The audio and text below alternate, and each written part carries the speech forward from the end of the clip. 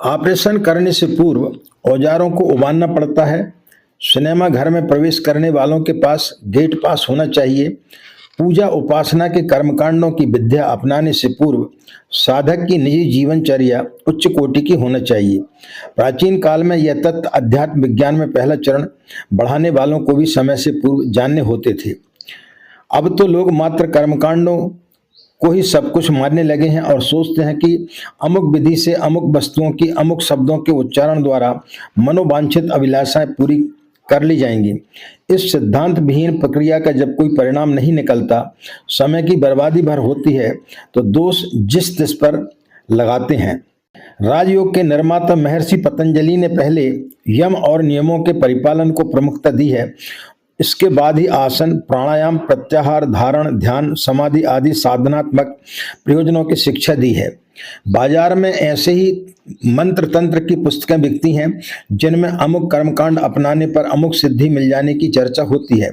तथाकथित गुरु लोग भी ऐसे ही कुछ प्रक्रिया भर को पूर्ण समझते और शिष्यों को वैसा ही कुछ बताते हैं। इस प्रकार भ्रमग्रस्तों में से एक को धूर्त और दूसरे को मूर्ख कहा जाए तो अत्युक्ति न होगी। धातुओं को, रसायनों को, विष को सर्वप्रथम शोधन, जारण, मारण आदि के द्वारा प्रयोग में आने योग्य बनाना पड़ता, तभी उन्हें औषधि की तरह प्रयुक्त किया जाता है। मकरध्वज जैसी रसायन बनाने के प्रारंभिक झंझट से बचकर कोई कच्चा पारा खाने लगे तो बलिष्ठता प्राप्त करने की आशा नहीं की जा सकती, उल्टे हानि की ही अधिक होगी। परिष्कृत जीवन को परिपुष्ट जीवन कह सकते हैं और पूजा पाठ को श्रृंगार।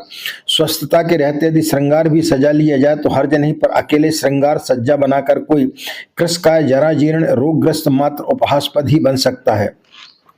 इन दोनों तो श्रृंगार को ही सब कुछ मान बैठे हैं और स्वस्थता की आवश्यकता नहीं समझते।